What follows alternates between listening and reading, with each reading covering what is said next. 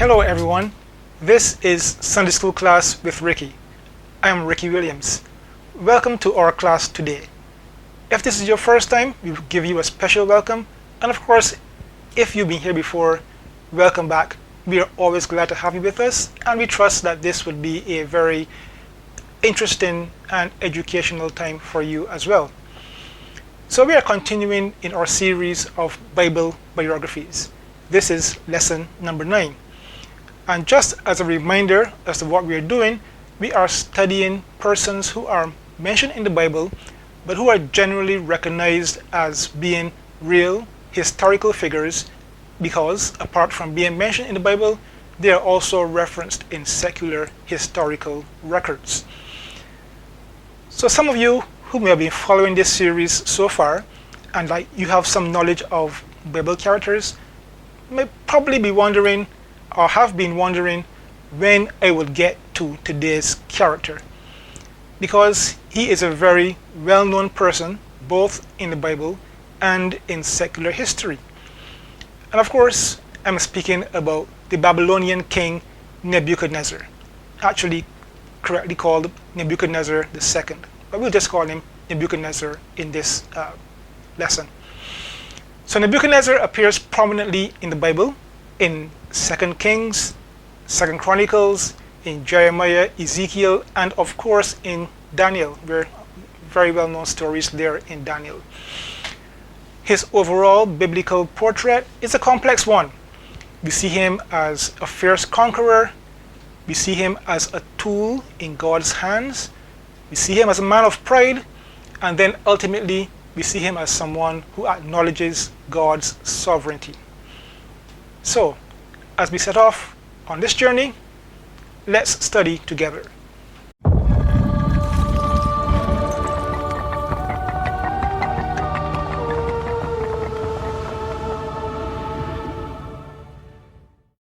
Now, usually in these classes, I start off by giving the biblical account of the subject under discussion, and then I go on to talk about his or her mention in secular history. But in this case, I'll reverse that, and I'll start with Nebuchadnezzar's secular history first of all, because he's one of the most and the best attested kings of the ancient Near East. We have several records of Nebuchadnezzar. We know about him from cuneiform inscriptions, from Babylonian chronicles, classical historians, and of course from archaeology. Very much evidence and information we have about this man, Nebuchadnezzar. So from a historical profile perspective, Nebuchadnezzar reigned from 605 to 562 BC. He was, of course, the king of the Chaldean dynasty, which is also called the Neo-Babylonian dynasty. And he was the son of Nabopolassar, who was the founder of the Babylonian Empire. His wife was a woman called Amethyst of Media, and she is traditionally linked with the story of the Hanging Gardens of Babylon, which we'll mention towards the end of this class. And he had children. Most prominently was a man called Evil Merodach. And each time I see his name, I'm forced to say that his name isn't supposed to be a reflection of the type of person he is. That is just our English word, evil, has a particular meaning. That's not what it's meant here for him. That's just his name. So he's also mentioned, by the way, in the Bible. So that's Nebuchadnezzar's son, Evil Merodach, and there are other children not as prominent. Now, Nebuchadnezzar had several military achievements. As I said before, he reigned from 605 to 562 BC, and widely recognized as the greatest king of the Neo-Babylonian Empire, known for his military prowess and his strategic conquest. His reign was marked by a series of significant military campaigns that expanded Babylon's influence across the ancient Near East. A very famous battle that he was involved in is called the Battle of Carchemish. That was in 605 BC, where he defeated the Egyptians under Pharaoh Necho, who is also mentioned in the Bible. But this battle, because at the time Egypt was a significant power, Babylon was a significant power, so we had a clash of these two superpowers, as it were, and Babylon came out victorious, and that really established Babylon then as the dominant power in the region. That was 605 BC. And of course, we know of his significant conquests in Judah and Jerusalem. He actually besieged Jerusalem multiple times. Initially, it was under King Jehoiachin, where Jehoiachin was deported from Jerusalem to Babylon. He deported several nobles, craftsmen, and took several of the treasures of the temple. And during that first siege and conquest was when people like Daniel and so on would have been deported as well. That was the first instance. He came back again in 586 BC, and that's when he finally destroyed Solomon's temple and burned the city of Jerusalem and exiled much of the population. If there's one date that you want to remember from biblical history, it is 586 BC, the date of the destruction of the first temple, Solomon's temple. Key date to remember. After that, he had several other battles where he expanded the empire. His campaigns extended Babylonian control over the Levant, Syria, parts of Arabia, and that really made Babylon the preeminent power of that era. His military brilliance not only secured Babylon's dominance, but also played a pivotal role in shaping the political landscape of the ancient world. So we've seen him as the king, as a military ruler, and now we see him also his architectural and cultural achievements. Nebuchadnezzar was a prolific builder. He was famous for his building projects, which transformed Babylon into one of the greatest cities of antiquity. His legacy includes rebuilding and expanding Babylon. He undertook massive construction efforts, rebuilding city walls, temples, palaces. There are thousands of bricks stamped with his name that have been found across Iraq, which of course is modern-day Babylon, or where Babylon was located. And this really attested to his extensive building activity. Very famously, he built something called the Ishtar Gate. One of his most iconic achievements was, of course, the Ishtar Gate. This monumental gateway was adorned with vivid blue glazed bricks and decorated with images of dragons and bulls, which were supposed to symbolize the gods Marduk and Adad. Now, the Ishtar Gate served as the main entrance into Babylon and was part of the city's processional way, which was a grand avenue used for religious ceremonies and other royal processions. The gate's splendor and artistic detail made it one of the wonders of the ancient world.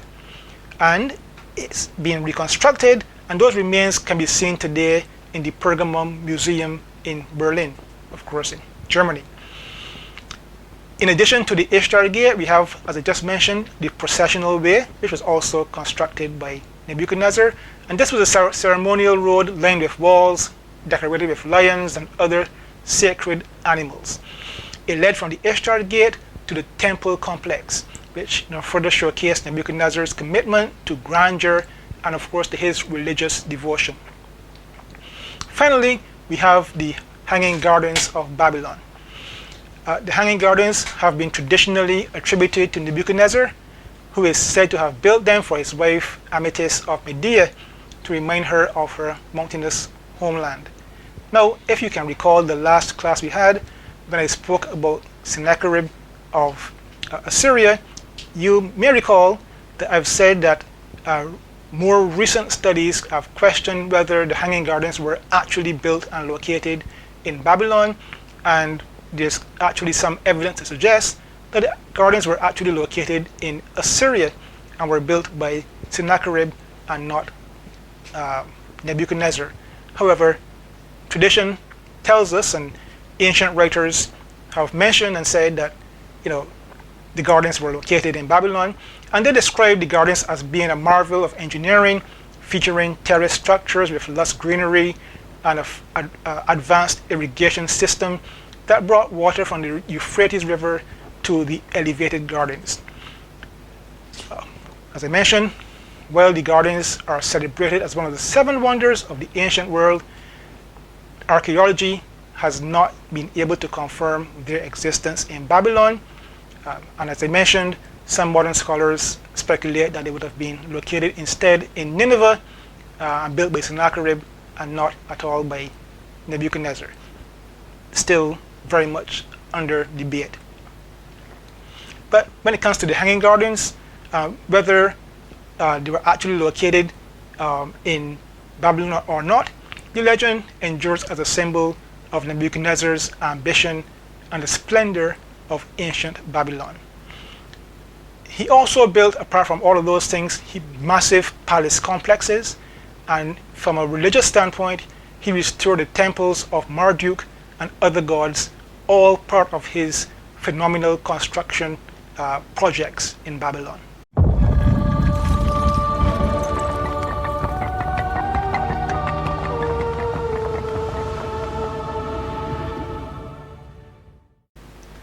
Now, let's get to Nebuchadnezzar in the Bible. As I mentioned briefly early on, Nebuchadnezzar had a number of conquests or battles in Judah and Jerusalem.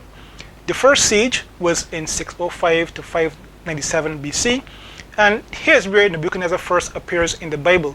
It's with the siege of Jerusalem, and here is when he deports King Jehoiachin, the nobles, the craftsmen, and several treasures out of the temple. And this is found in 2 Kings chapter 24, verses 10 to 16. As I mentioned earlier, this would be the time when Daniel and his companions would also have been taken from Jerusalem and deported to Babylon as well. After that, that was 605 to 597, a short few years after that, Nebuchadnezzar comes back for the final destruction of the temple. This is in, as I mentioned, 586 BC, a key date. He destroys the Solomon's temple, burns the city, exiles the remaining population, and this is all found in 2 Kings 25 and verse 9 onwards. Both the prophets Jeremiah and Ezekiel describe this action and describe Nebuchadnezzar as being God's instrument of judgment against Judah's rebellion. Nebuchadnezzar is most famously known in the Bible with his interactions with Daniel, all found of course in the book Daniel. In Daniel chapter 2, we see Nebuchadnezzar having a dream, and he dreams of this great statue, and which has been a subject of much debate and interpretation throughout the years, but generally felt that the statue represents successive world empires. Daniel comes in and interprets the dream, and in this dream, Babylon, Nebuchadnezzar, being the king of Babylon, is called the King of Kings, and he was represented by the head of gold in the statue, and he is the one whom God had given dominion over the whole world at that time. In Daniel 3, we see Nebuchadnezzar now, apparently he misunderstood the dream, because he thought that because he was the head of gold in the statue that he saw, he decides that he's going to build a statue of himself entirely of gold and erect it and require that everyone bows down and worships that image. And so in Daniel 3, we see him erecting that golden image, erecting it in the desert, in the plain, and demanding that everyone bows down and worship that statue of him. This is where we see the story of Shadrach, Meshach, and Abednego, who refused to do so. They refused to bow down to the statue, and they are thrown into the fiery furnace. They are, of course, miraculously and wonderfully delivered by God out of that fire. And even at that point, Nebuchadnezzar starts to acknowledge and to realize God's power. And he says this God, of course, is very powerful, and there's no God like this God. And that's all found in Daniel chapter 3, verses 28 to 29. In Daniel 4, we see Nebuchadnezzar having dreams again of the great tree, and he is filled with pride, and he is struck down with a period of madness. 7 years, we are told in chapter 4, and he's struck with that madness until he recognizes God's sovereignty.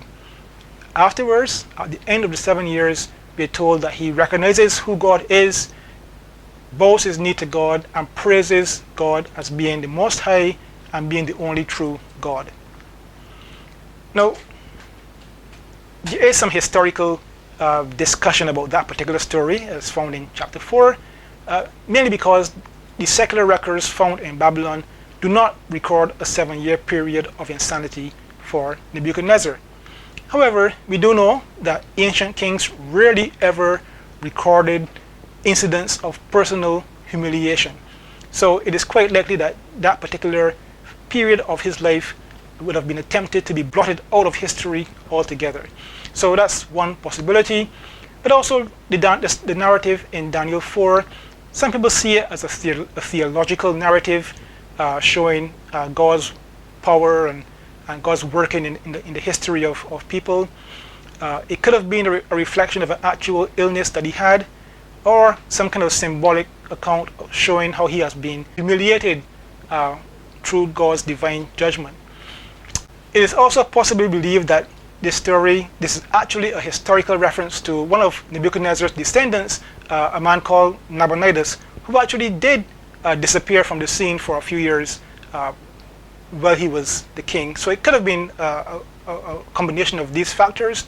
But yes, there is no historical record of that 7-year period for Nebuchadnezzar himself.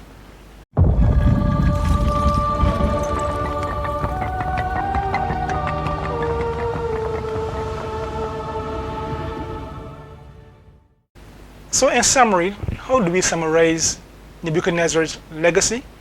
Well, in history, he was considered the greatest king of the Neo-Babylonian Empire. He's remembered for his military brilliance, his architectural splendor, and the fact that under him, Babylon was transformed into a world-class city at that time. In the Bible, he is seen as a ruler whom God used to discipline his own people, the children of Israel. And he was seen as a tool in God's hand to judge Israel. He's also seen as a man who experienced God's humbling and responded with acknowledgement of God's sovereignty. And he's portrayed as a symbol of human pride contrasted against divine authority.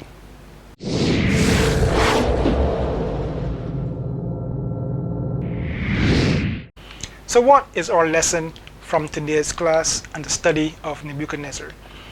Well, the main thing that we see about him is the fact that despite all his pride and his power and all that he would have accomplished, eventually, at a certain point of his life, Nebuchadnezzar acknowledged the supremacy, the sovereignty of God in his life. And there's a verse, of course, that is very familiar to us in the book of Philippians, where it says basically that a day will come when every knee shall bow and every tongue shall confess that Jesus Christ is Lord. Here we see Nebuchadnezzar, the man in all his power, the king of kings at that time, this is what he was called. Eventually, his knee bowed to God. And we are assured that one day every knee will bow. Now that's not meant to be to sound like a threat or an intimidation or any such thing. It's just how it will be. That one day everyone will recognize the supremacy, the sovereignty, the greatness of God, and all knees will bow unto him. Now some of us who get saved at this time, we choose to bow. No, we're not waiting until a future time. Some people might wait, but eventually those knees will also bow. And so there are people today who, maybe like Nebuchadnezzar in the past, are in positions of great power. There are some people who just have great pride in themselves. They think that they are so great. And maybe they don't like to acknowledge God in their lives at this time. One day they will do so. God is a God of love and mercy, and the Bible calls it long-suffering, meaning patience. He's a patient God. And one day he's going to work in everyone's life to bring them around, to show them who he is. And then when he does that, they will bow the knee to him. And so we can see from Nebuchadnezzar's life, it doesn't matter how big you are, how proud you are, how powerful you think you are, one day every knee will bow to God. I trust that you are making the decision to bow your knee today and not to wait until some future time when it becomes required for you to do so. Let's do so now, whilst we have the opportunity. All Christians, make sure that we put aside all pride out of our lives. We are nothing, and all that we have and all that we are is because of the Lord Jesus Christ and what he has done for us. Let us bow to him and acknowledge that. If you're not saved, God loves you. He wants you to be saved. He wants you to be his child. Why not acknowledge him in your life today? I trust that this brief class on Nebuchadnezzar has been interesting and enlightening, challenging, helpful to you. Trust that you will find it interesting, that you'll want to share the video, and you will give it a like, and of course that you will come back next time for our next class as we continue this series. We're getting close to the end. We're not quite there yet, but come back and we'll continue with another study on the life of a Bible character. Until then, God bless you.